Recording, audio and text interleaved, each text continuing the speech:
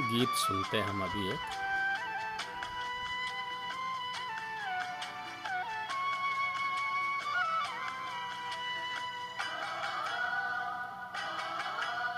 तुम्हें सौंप कर सब चिंता फिकर, तुम्हें सौंप कर सब चिंता फिकर, देह दुनिया से हम हो गए बेखबर। खिवैया मेरी नैया तेरे हवाले, तेरे हवाले। चले हम उधर, ले चले तुम जिधर, देह दुनिया से हम हो गए बेखबर। खिवैया मेरी नैया तेरे हवाले, तेरे हवाले। सौंप कर सब चिंता फिकर, देह दुनिया से हम हो गए बेखबर।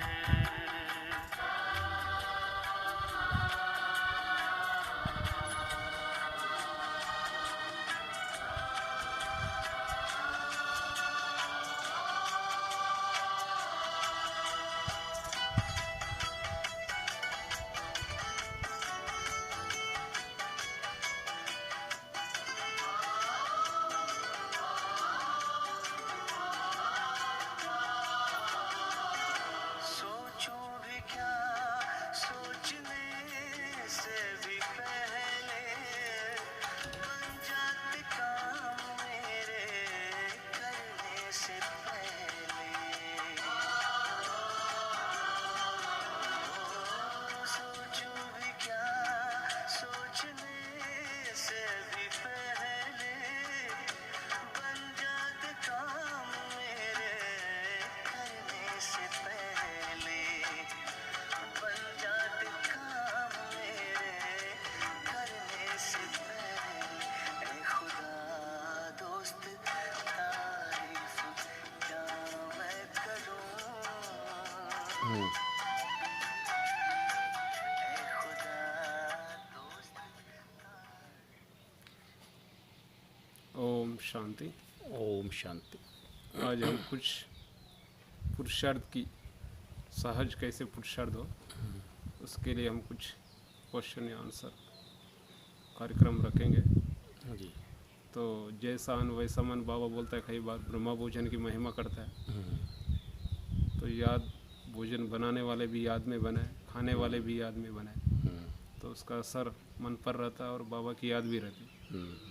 तो कई बार हम नहीं भोजन करते करते कई बार खाते खाते बीच में बुद्धि से खिसक जाती बाबा की याद। तो वो सारा समय साइलेंस में रह के कुछ अटेंशन, तो कैसे ध्यान रह के क्या सावधानी रह के जिससे बाबा की याद में पूरा की पूरा हम उस ब्रह्मा भोजन को स्वीकार करें या भोजन बनावे, उससे अटेंशन रह के कौन सी वो विधि है, कौन सी अभ्यास करने से हमको ये सहज रहे, तो उसके बारे में। जैसा अन्न वैसा मन। तो जैसे हमारे मन के विचार होते हैं वो भोजन के ऊपर भी प्रभाव पड़ता है। अगर जिन विचारों में हम भोजन बनाते हैं और जो खाने वाला है उसके मन पे बहुत इफ़ेक्ट पड़ता है। एक सच्ची घटना है कि एक बार की बात है, एक राजा थे। तो राजा ने क्या किया कि कोई फंक्शन था तो कई सन्यासियों को भी निमंत्रण दिया। तो एक राजा था जो पहले सन्यासी बन चुका था, तो उसको भी निमंत्रण दिया कि आप आइए हमारे फंक्शन में। तो वो आया और क्या हुआ कि एक 9 लाख का हार वहाँ टका हुआ था। और जब खाना खाने के बाद वो उसको लेके चला गया। जो राजा पहले राजा था लेकिन सन्यासी बन गया। अब उसको लगा कि भाई मैंने राजपाट छोड़ दिया लेकिन मैं 9 लाख का है हार क्यों लेके आया। तो जब मन के ऊपर विचारों का प्रभाव था तो वो लेके आ गया। फिर जब सवेरे अन्न का मतलब विचारों का प्रभाव समाप्त हो गया तो उसको लगा कि भाई मैंने राजपाट छोड़ दिया है लेकिन मेरे मन में ये कैसे चोरी करने का संकल्प आया।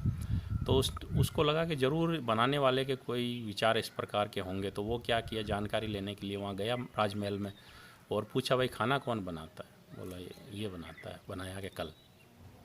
तो उसको पूछा, बेटा झूठ मत बोलना, सही बोलना कि कल तू खाना बना रहा था तो क्या सोच रहा था? तो उसने बोला कि मेरे को क्या, खाना बनाते समय वो 9 लाख का हार टका हुआ था ना, तो वो दिखाई दे रहा था वहाँ पे। तो मैं ये सोच रहा था कि अगर ये हार मुझे मिल जाए तो मेरा तो जीवन संवर जाए, ये रोज़ रोज़ का चक्कर, खाना पीना बनाना, नौकरी करने का झंझट ही ख़त्म हो जाए। तो मैं इन विचारों में बना रहा था। अच्छा, तो राजा को समझ में आ गया कि भाई मैं इन विचारों में बना रहा, इसने इन विचारों में चोरी के संकल्पों में बनाया और मैंने वो खाया, तो उसके वो तो कर नहीं पाया, पर मैंने जैसे ही खाया तो मेरे में वो, मुझे भी वो संकल्प आया और मैंने वो हार लेके चला गया। तो देखो कि जैसे विचारों से कोई व्यक्ति खाना खाता है तो वो खाने में वो विचार चले जाते हैं और व्यक्ति को भी वो विचार मन में आते हैं। तो इसलिए हमें मतलब खाना खाते समय बहुत ध्यान देना है। इसलिए बाबा ने एक मुरली में कहा है कि पूरा ही समय बाबा की याद में खाना, ये महावीर बना है, ये साधारण बात नहीं है, एक महावीर ही कर सकता है। तो हमें ये सोचना है कि मैं महावीर हूँ और मुझे पूरा टाइम बाबा की याद में खाना खाना है।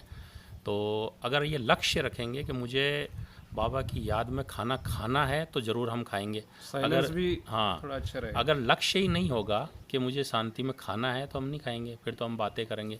तो पहले से ही खाना खाने से पहले ही अपने आप को दिलाओ कि नहीं, मैं महावीर हूँ और मुझे पूरा ही समय जो है बाबा की याद में खाना है। तो जैसे ही खाना आए तो थाली के अंदर बाबा को आप भोग लगाओ, सूक्ष्म लोक में, जैसे सूक्ष्म में थाली को ले जाओ और बाबा को कहो, बाबा ये भोजन आप स्वीकार करो पहले, और अब एक बार आप स्वीकार करो और फिर आप नीचे आ जाओ, हम दोनों एक ही थाली में भोजन करेंगे। तो एक गरी खुद खाओ, एक बाबा को खिलाओ, एक खुद खाओ, एक बाबा को खिलाओ। और मुझे अटेंशन रखना है कि पूरा ही टाइम मैं बाबा के साथ खाऊं, ऐसा नहीं एक गरी खिला के फिर मैं औरों से बातचीत करने लग जाऊं। तो अगर मेरा लक्ष्य होगा तो मैं इस कार्य के अंदर सफल हो जाऊंगा। और हम क्या करते हैं कि वैसे हम पुरुषार्थ करते हैं माया जीत बनने का, लेकिन अन्न खाते समय हम बातों में रहते हैं या और चिंतन में रहते हैं, तो फिर अन्न का मन के ऊपर प्रभाव आ जाता है, फिर दिन भर हमारा मन हमारे कंट्रोल में नहीं रहता है। तो ये भी एक बहुत बड़ी तपस्या है कि अगर हम बाबा की खाना खाते समय अगर हम बाबा की याद में रहेंगे तो आप देखेंगे कि हमें कुछ भी मेहनत करने की आवश्यकता नहीं पड़ेगी। तो हमें दूसरा खाना बनाता है वो उसको भी याद में बनाना चाहिए, साथ ही साथ चलो दूसरे का तो हमारे ऊपर कोई अधिकार नहीं है, लेकिन कम से कम मैं बाबा की याद में रह के खाऊँ। तो एक गरीब बाबा को खिलाएं, एक खुद खाएं, और ये सोचो शिव बाबा की किरणें ऊपर से मेरे पे पड़ रही है, बाबा की छत्र छाया के नीचे बैठ के मैं ये खा रहा हूँ। तो क्या होगा कि अगर बाबा की याद में रह के खाएंगे तो मन जो मनोविकार, मन को जो तंग कर रहे हैं वो तंग करना बंद हो जाएगा। तो हमें ये लक्ष्य रखना है कि हम और साधनाएं करते हैं मन को जीत प्राप्त करने की, तो हमें तीनों टाइम खाना खाते हैं तो बाबा की याद में खाएंगे, तो हम खुद अनुभव करेंगे कि हमने जैसे कि मन के जो मनोविकार है उनके ऊपर हमने विजय प्राप्त कर लिया है। तो करके देखें। और वो योग भी हो जाता है उसमें। योग भी हो जाता है, ये भी अच्छी बात है। और सारे दिन का जो बाबा बोलता है अमृत वेला, सारा दिन पर असर पड़ता है। हाँ, तो उसकी पूरी तैयारी क्या करें और अमृत वेला पावरफुल कैसे बने? हाँ, तो अमृत वेला क्या है कि पूरे दिन का एक फाउंडेशन है, एक नींव है। अमृत वेला अगर अच्छा हो गया तो पूरा दिन भर अच्छा जाएगा, अमृत वेला अगर अच्छा नहीं हुआ तो पूरा दिन भर अच्छा नहीं जाएगा। तो हमें ये देखना है कि अगर हमें पूरे दिन को खुशनुमा बनाना है, तीव्र पुरुषार्थ में गुजारना है, तो अमृत वेले को पावरफुल बनाना है। केवल उठ जाना ही काफ़ी नहीं है, लेकिन पावरफुल बनाना है, प्रभु मिलन मनाना है। तो उसके लिए हमें पहले दिन से ही, जैसे ही हम सोने लगे तो आधा घंटा 1 घंटा पहले ही हम पूर्व तैयारी कर लें।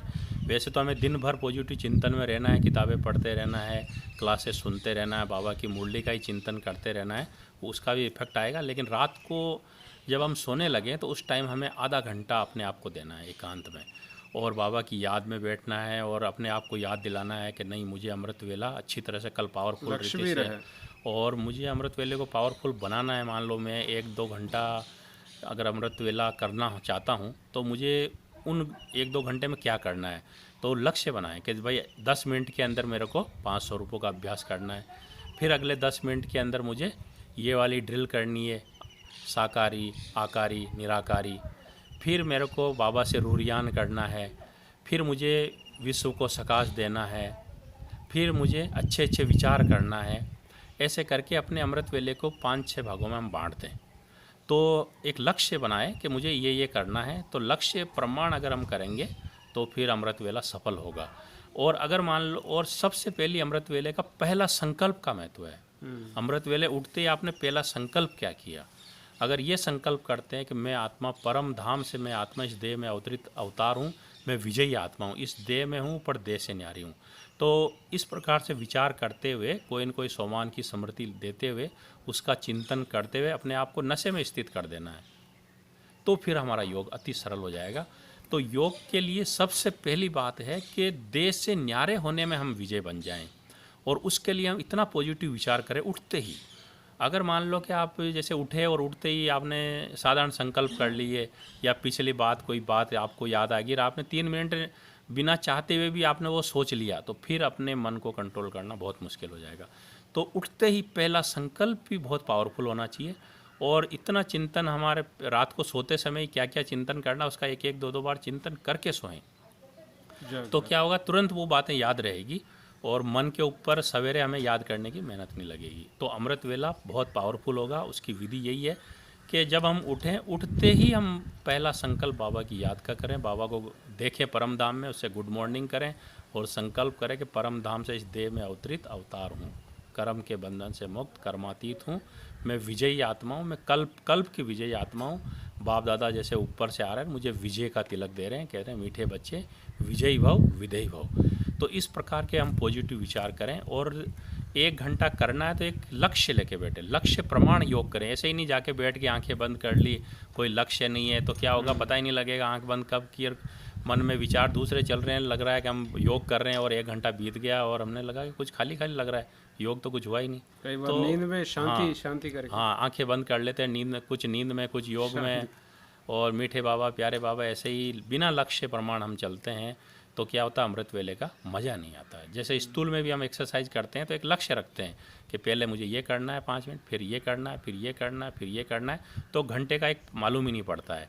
ऐसे ही हमें अपने योग को 5 भागों में बांट देना है कि भाई 10 मिनट मुझे ये 5 स्वरूपों का अभ्यास करना है, 10 मिनट मुझे ये ड्रिल करनी है, और 10 मिनट मुझे बाबा से रूरियान करना है, 10 मिनट मुझे विश्व को सकाश देना है, 10 मिनट मुझे पॉजिटिव संकल्प करना। जैसा मैं अपना जीवन देखना चाहता हूँ वैसे विचार करो कि मैं इस संसार की सबसे अधिक भाग्यवान आत्मा हूँ, मेरा जैसा भाग्यवान कोई नहीं है।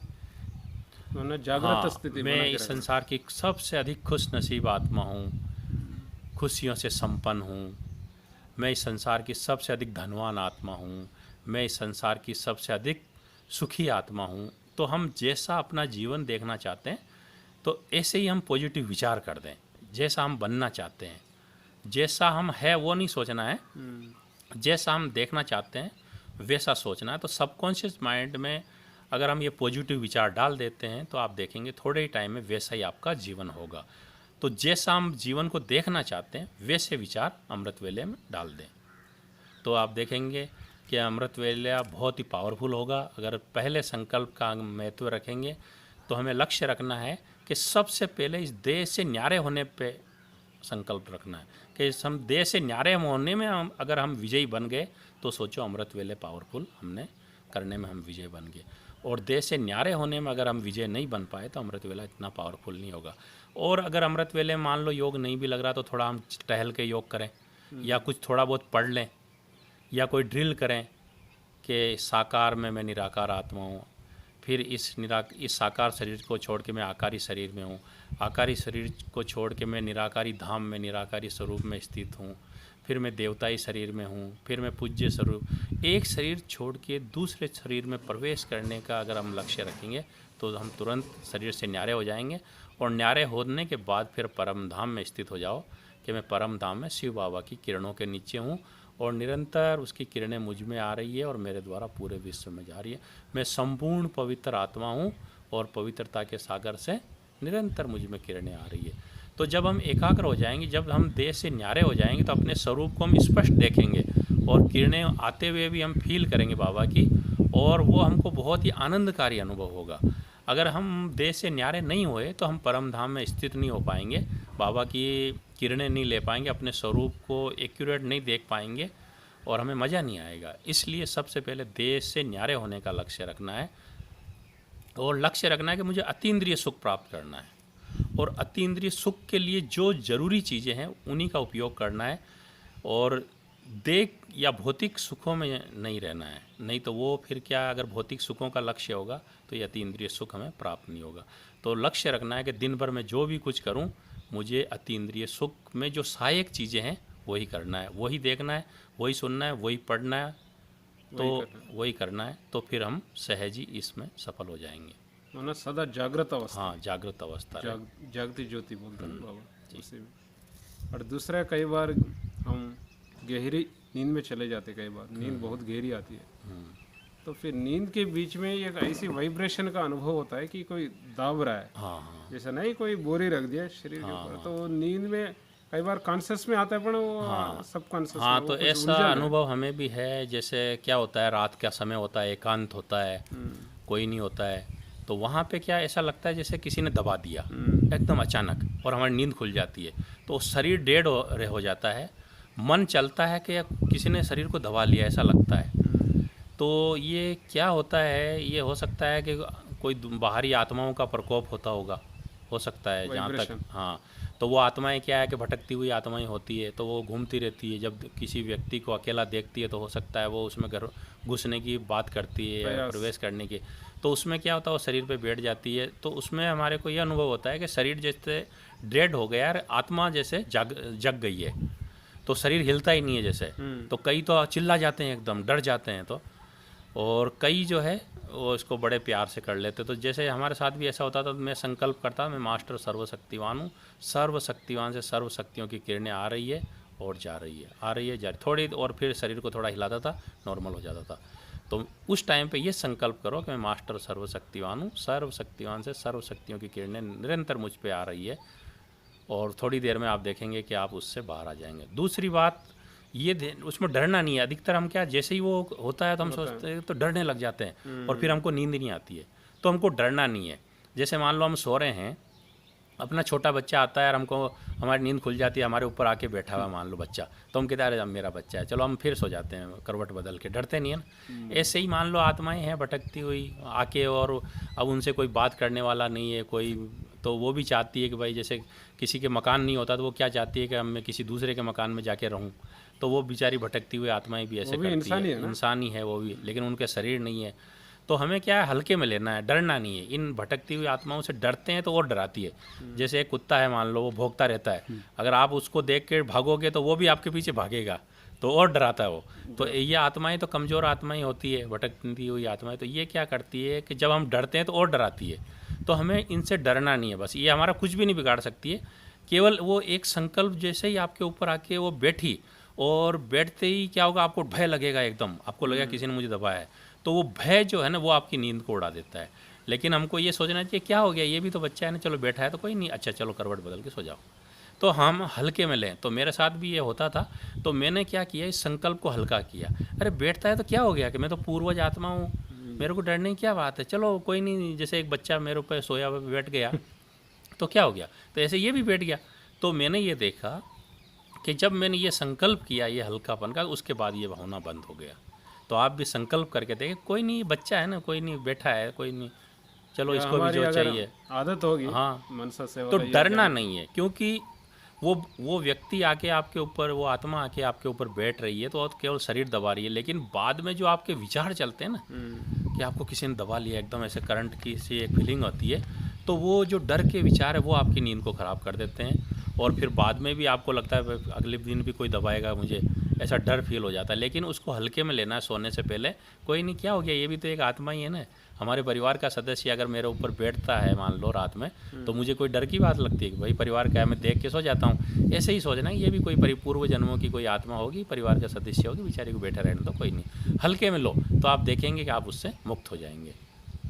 या कई बार परम धाम जाने का अभ्यास या बाबा से बातें, वो भी काम करता है। हाँ, और दूसरा, जब नींद में कई तरह तरह के विचार के सपने आते हैं, हाँ, कई बार जाग भी जाते हैं, या कई बार माथा भारी हो जाता है, हाँ। वो स्वप्न तरह तरह के विचार आने का कारण क्या? तो तरह तरह के विचार आने के कारण यही है कि फाइलें खुल जाती है हमारी, सबका अनेक जन्मों की फाइलें होती है। जैसे अभी मान लो कि मोबाइल के अंदर बहुत सारे ऐप्स होते हैं, बहुत सारी फाइलें होती है, तो जो फाइल क्लिक हो जाती है सपने में, वो उसी प्रकार के नेगेटिव या पॉजिटिव विचार चलते हैं, वो दृश्य नज़र आते हैं और वो हमको रियल लगने लगते हैं, उसी में हम जीते हैं। तो फिर उसमें क्या होता है, कोई डरावना भी हो सकता है, कोई अच्छा भी हो सकता है। तो जैसा वो दृश्य होता है उस प्रकार से ही हम लोग डरते हैं या वो कुछ करते हैं। तो अगर ऐसा कुछ भी होता है तो उसको हल्के में लेना है और बाबा की याद में कुछ आधा घंटा सोने से पहले याद में रह के और सोना है। और इनके ऊपर ज़्यादा सोचना नहीं है कि ऐसा क्यों होता है, मेरे को ऐसा विचार क्यों आया, क्या कारण है, व्यर्थ में नहीं जाना है। स्टॉप, तो कोई फाइल खुल गई होगी, चलो ओके, उसमें जाना ही नहीं ज़्यादा।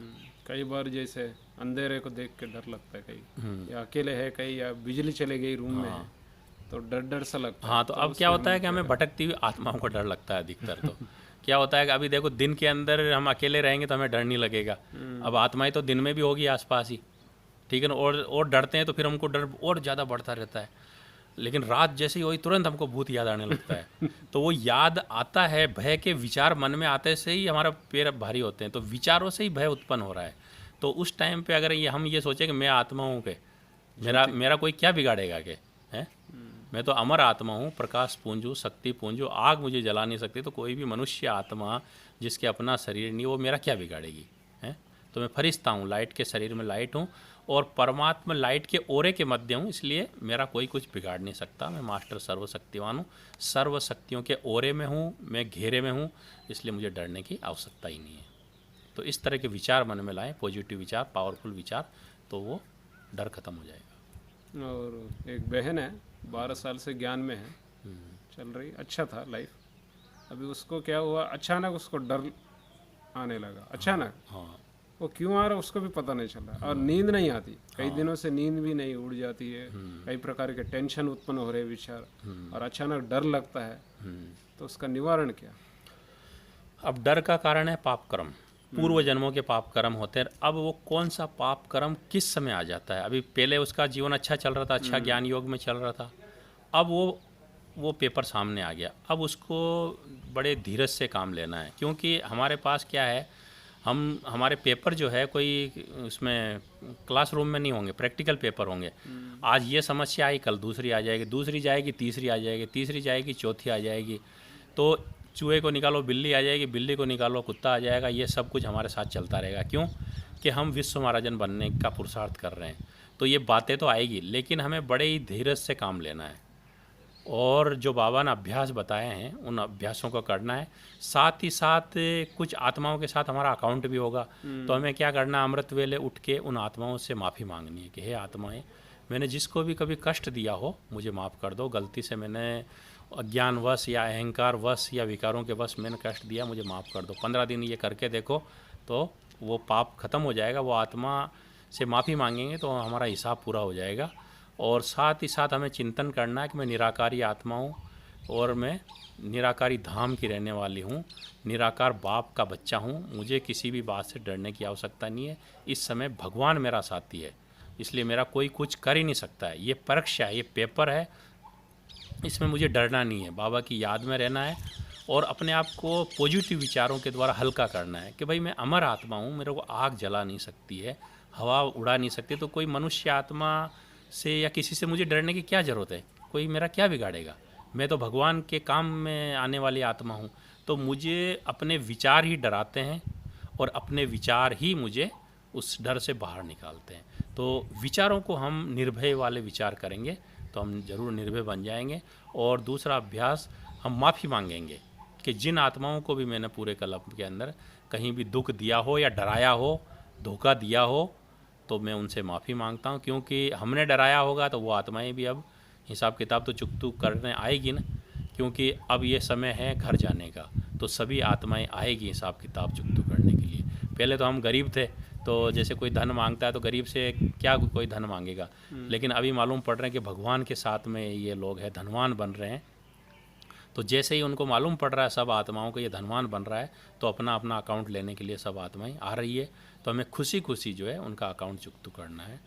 उनको डराना नहीं है, लेकिन उनसे माफ़ी मांगनी है, क्षमा मांगना, उनको सकाश देना है और निर्भय बनना है। और खुद माफ़ भी करना और हिम्मत रखना है कि ये डर कोई सदा नहीं रहेगा, आज है वो चला जाएगा। चलो जाएगा। जैसे अकाउंट पूरा होगा वो डर भी ख़त्म हो जाएगा। और तन का असर मन पर, मन का असर तन पर, हाँ ये दोनों है। हाँ इसका कारण और निवारण हाँ। कैसे तो डालता है असर? हाँ, तो जैसे आप यही देख लो कि हम योगी लोग हैं, हम जानते हैं कि जब हम अच्छा योग करते हैं तो हमारा चेहरा कैसा खिलने लगता है, खिलने लगता है ना, एकदम हम एनर्जेटिक हो जाते हैं, चेहरे के अंदर वो चमक आ जाती है, वो रौनक आ जाती है। दूसरा, हमको ये भी अनुभव है कि जब हमारा योग कम होता है या हम कोई व्यर्थ में या विघ्नों में अटके हुए रहते हैं, कोई बीमारियों के अंदर भटके हुए रहते हैं, उनका चिंतन मंथन में लगे रहते हैं, हमारी स्थिति ठीक नहीं होती है, कोई न कोई समय ऐसा भी होता है, तो हमारे चेहरे को आप देखो 12 बजी हुई रहती है। तो मन का विचार तन के ऊपर पड़ता है, तो पॉजिटिव और पावरफुल विचार करेंगे तो मन जो है प्रफुल्लित रहेगा। ऐसे ही हमारे विचारों का प्रभाव प्रकृति के ऊपर भी पड़ता है, तो प्रकृति को जैसे हम विचार देंगे तो प्रकृति भी रिटर्न में हमको वो देगी। अगर हम नेगेटिव सोच रहे हैं मान लो, तो हम संसार में नेगेटिव एनर्जी से जुड़ रहे हैं, वो रिटर्न आ रही है आपके ऊपर। तो आप नेगेटिव होने से संसार में जितना जहाँ भी नेगेटिविटी है वो आप उसको आकर्षित कर रहे हो। अगर आप पॉजिटिव सोच रहे हो तो संसार में जो भी पॉजिटिविटी है वो आपके अंदर आ रही है और प्रकृति के ऊपर असर पड़ रही है वो। तो कहने का भाव है कि मनोवैज्ञानिक बताते हैं कि जब व्यक्ति ईर्ष्या के संकल्प करता है तो उसके मन में से कुछ ऐसे केमिकल्स निकलते हैं, तो वो कोई न कोई शरीर के अंग को डैमेज करते हैं और उससे कोई न कोई रोग होता है। ऐसे ही जब हम आलस के विचार करते हैं या मान लो कि बार बार बीती बातों का चिंतन करते हैं या भविष्य की चिंता करते हैं, उससे कुछ केमिकल निकलते हैं, वो कोई न कोई अंग को, किडनी को डिफेक्ट कर सकते हैं। तो कहने का मतलब जो भी हम नेगेटिव विचार करते हैं या क्रोध करते हैं या अहंकार करते हैं या लोभ करते हैं, तो ये जो भी विचार है नेगेटिव विचार, ये आपके मन को असर करते हैं और मन का असर तन पे जाता है, तो उससे हमारे अंदर केमिकल निकलते हैं, मनोवैज्ञानिक बताते हैं, वो आपको कोई न कोई बीमारियों का बीमारी पैदा करते हैं। और अगर हम मान लो सकारात्मक सोचते हैं, पॉजिटिव, तो ऐसी पावरफुल हार्मोन्स निकलते हैं जो हार्मोन्स हमारी बीमारियों से लड़ने में हमारे को मदद करते हैं, हमारे शरीर के स्ट्रेंथ को, पावर को बढ़ाते हैं, जिससे कोई भी बीमारी अगर होती है तो हम उनको सहज ही विजय प्राप्त करते हैं। तो मन का हमारे तन के ऊपर बहुत बड़ा प्रभाव पड़ता है और मन का आत्मा के ऊपर भी बहुत बड़ा प्रभाव पड़ता है। अगर हम नेगेटिव सोच रहे हैं तो हमारा माथा भारी होने लग जाएगा पहले से ही, और हम कमज़ोर अपने आप को फील करने लगेंगे और भारीपन हो जाएगा हमारे अंदर। और अगर हम पॉजिटिव सोच रहे हैं तो आप देखेंगे हमें हल्कापन की अनुभूति होगी, उमंग उत्साह की अनुभूति होगी, खुशी की अनुभूति होगी। तो ब्रह्मा कुमारीज में क्या होता है, मन के विचारों को बदल के जीवन को बदलने की शिक्षा दी जाती है। यहाँ पे कोई ड्रेस बदलने की या धर्म परिवर्तन करने की बात नहीं सिखाई जाती है, लेकिन मन के जो नेगेटिव विचार है उनको बदल के हम पॉजिटिव अपने विचारों को करें और अपने जीवन को सदा के लिए खुशनुमा और सुखदायी बनाएं। और इसी संदर्भ में और एक क्वेश्चन है, जैसे कुछ कारण से या कुछ हिसाब किताब से हम हॉस्पिटल में एडमिट रहते कई भाई लोग राजयोग अभ्यास भी करते हैं, ज्ञान में भी चलते हैं, तो उस समय ऐसा हिसाब आता है जैसा कर्म भोग जो बाबा बोलता है ना, चुप्त हो रहा है, तो कर्म भोग पर कर्म योग का उस पर विजय प्राप्त करे। जैसा ब्रह्मा बाबा का एग्जाम्पल बताते हैं, दादियों का बताते, उनको भानी नहीं ना, तो ऐसी कौन सी हमको पावरफुल याद हो, उसके असर भी ना हो, जैसे कोई पेन हो रहा है या कुछ हो रहा है, तो उस समय हमारी स्थिति कैसे रहे, कैसी ऐसी कौन सी याद रहे जो उसको एहसास भी ना हो हम कुछ बीमार तो जब हम हॉस्पिटल में भर्ती हो जाते हैं, एडमिट हो जाते हैं कोई भी बीमारी के रूप में, तो मुझे ये सोचना है कि मुझे इस बीमारी के बारे में कुछ भी नहीं सोचना है। डॉक्टर को जो करना है वो करेगा, ठीक है, और अब मुझे क्या करना है कि मुझे अपनी मन की स्थिति को श्रेष्ठ रखना है। मुझे इस बीमारी के बारे में भी नहीं सोचना है, ज़्यादा इस बीमारी के चिंतन में भी नहीं सोचना है, ये नहीं सोचना है कि ठीक होगी या नहीं होगी, मुझे कुछ नहीं, मुझे पॉजिटिव सोचना है कि बस बीमारी आई है चली जाएगी, जो चीज़ आती है वो जाती है, और मेरे को कुछ नहीं सोचना, जो सोचेंगे वो डॉक्टर सोचेंगे। मुझे तो अपनी स्थिति को श्रेष्ठ रखना है, मुझे अपना ज्ञान योग में ध्यान देना है, मुझे अमृत वेले उठ के बाबा की याद में रहना है, सोल कॉन्शियस बनना है और अव्यक्त मुरली पढ़ना है, और मुझे शरीर से न्यारे होने का अभ्यास करना है। क्योंकि जब हम जब बीमारी आती है तो हम क्या होता है, शरीर का चिंतन करते हैं, बीमारियों का चिंतन करते हैं, तो और ही भारी हो जाते हैं। अच्छा, पूछने वाले भी हमें उस शरीर के बारे, रोग के बारे में बार बार पूछते हैं और हम बताते हैं, तो पूछने वाले तो पूछेंगे, लेकिन मुझे अंदर से जो है सोल कॉन्शियस बनने का अभ्यास रखना है। तो क्या होगा, बीमारी होते हुए, दर्द होते हुए भी आपको दर्द की अनुभूति नहीं होगी। लोगों को लगा इसको इतनी बड़ी बीमारी है और आप इतने आनंदित होंगे अपने मन के अंदर, पूछो मत। लेकिन उसके लिए पहले से भी वो सोल कॉन्शियस का अभ्यास होना चाहिए। साथ ही साथ दिन भर मुझे कोई न कोई बाबा की मुरली सुनते रहना चाहिए, उसमें से कुछ पॉइंट निकालने चाहिए, अच्छा चिंतन करना चाहिए। मतलब शरीर की बीमारी के चक्कर में मुझे जाना नहीं है। मुझे अच्छी अच्छी क्लासेस सुनना है और ये सोचना है कि मुझे ये टाइम मिला है, मुझे बहुत टाइम मिला है, इस टाइम को मुझे सफल करना है। तपस्या। हाँ, इस घंटे में मुझे ये अभ्यास करना है, इस घंटे में मुझे ये अभ्यास करना है, इस घंटे में मुझे सोमान का अभ्यास करना है, इस घंटे में मुझे मुरली पढ़ लेना है, इस घंटे में मुझे ये ड्रिल करनी है, इस घंटे में मुझे 500 रुपये का अभ्यास करना है। एक चार्ट बना लें हम, तो फिर आप देखेंगे कि इतना मज़ा आएगा, बीमारी आपको बीमारी नहीं लगेगी, लेकिन आपको लगेगा कि मैं तो यहाँ तपस्या के अंदर हूँ, क्योंकि आपको वहाँ कुछ करना तो है नहीं। जो कुछ करेंगे वो डॉक्टर करेंगे, दवाएं देंगे, और मुझे हल्की सल्की जो भी एक्सरसाइज वगैरह करके अपने समय को वहाँ सफल करना है। तो फिर देखेंगे कि बहुत ही आनंद आएगा, बीमारी नहीं लगेगी। और कहते हैं ना कि कर्म भोग का कर्म योग पे, तो उस टाइम पे हम सोल कॉन्शियस बन के रहें, बाबा की याद में बन के रहें, तो बीमारी आपको नहीं लगेगी। लेकिन अगर मान लो कि उसकी जगह हम शरीर का ही चिंतन करते रहें, बीमारी का ही चिंतन करते रहें, उसी के रोते रहें कि मेरे को ये बीमारी क्यों आई है, मैं तो भगवान का बच्चा हूँ, मैंने इतनी सेवाएं की है, मैंने इतनी लोगों को सुख दिया है, फिर भी मेरे बीमारी आई है, मैं इतने साल से ज्ञान में चल रहा हूँ, बाबा मुझे मदद नहीं कर रहा है, आदि आदि अगर नेगेटिव विचार मैं करूँगा तो क्या होगा, मेरा रोग और बढ़ेगा, और ये नाजुक होते जाएंगे। दर्द और बढ़ेगा, और मेरी स्थिति हलचल में आ जाएगी। तो मुझे ये सब नेगेटिव विचार नहीं करना है, पॉजिटिव करना है। तो कर्म भोग का कर्म योग पे विजय कोई प्राप्त मदद का भी करते हैं ना हाँ, कई बार, हाँ। समय कोई तो भी नर्वस हो जाता और ये सोचना है कि बीमारी जो है मुझे नहीं है, मैं तो आत्मा हूँ, ये शरीर को बीमारी है ना, मेरे को थोड़ी है। तो ये नहीं सोचना कि मुझे बीमारी नहीं, शरीर को बीमारी है, मैं शरीर नहीं हूँ, मैं शरीर से न्यारी आत्मा हूँ। ये प्रैक्टिस करनी है। और बाबा की किरणों के नीचे हूँ, निरंतर बाबा की किरण नहीं आ रही, मैं शरीर हूँ ही नहीं, बीमारी मुझे नहीं है। तो इस तरह का मन में अच्छा चिंतन करेंगे तो कर्म भोग का कर्म योग पे विजय प्राप्त हो जाएगी, आप अनुभव करेंगे। और जीवन में जो ज्ञानी आत्मा है, बाबा बोलता ना, तो मालिक से बालक या बालक से मालिक, हाँ इसका कैसे हम बैलेंस बनाए साथ साथ, समय के साथ, जीवन के साथ साथ, हाँ मालिक से बालक, बालक का मालिक। हाँ। तो किस संगठन के अंदर ये मालिक और बालकपन का बैलेंस बहुत ज़रूरी है। अगर हमें संगठन को एक मत रखना है, टूटना नहीं, हमें संगठन से अलग भी नहीं जाना है, तो क्योंकि ये संगठन हमें इस मार्ग में सफलता दिलाएगा। अगर हम अकेले अकेले रहेंगे तो इस मार्ग में सफल होना बहुत कठिन लगेगा, लेकिन संगठन को बना के अगर हम चलेंगे तो ये जीवन खेल लगेगा, पता ही नहीं लगेगा कब ये समय बीत गया। तो क्या होता है, जब संगठन में कोई बात निकलती है तो मालिक बन के हम अपनी राय भी दें कि भाई इसको ऐसा करना चाहिए। लेकिन अगर मान लो कि संगठन में बहुमत अगर कोई बात को लेके हो जाता है, राय बन जाती है ज़्यादा लोग, तो हमें फिर क्या करना है, अपनी मत को वापस ले लेना। ऐसा नहीं कि मैंने तो इतनी अच्छी बात बताई, मेरी मानी नहीं जाती है। लेकिन अगर मान लो कि मेजॉरिटी जहाँ पे है वहाँ पे मैं हूँ, ये नहीं देखना है कि मेरा विचार अच्छा था, तो ये मेरे विचार के चक्कर में हम संगठन से अलग जाएंगे, संगठन टूट जाएगा। लेकिन हमें ये थ्योरी याद रखना है कि जब कोई संगठन में बात निकले तो मालिक बन के आप राय दीजिए, लेकिन मेजॉरिटी जब फाइनल कर देती है तो बालक बन जाइए। उस टाइम ये नहीं सोचो मेरे विचार माना गया, मोल्ड करने का। और भला ही आपका कितना भी विचार श्रेष्ठ हो, कितना भी अच्छा विचार हो, लेकिन अगर संगठन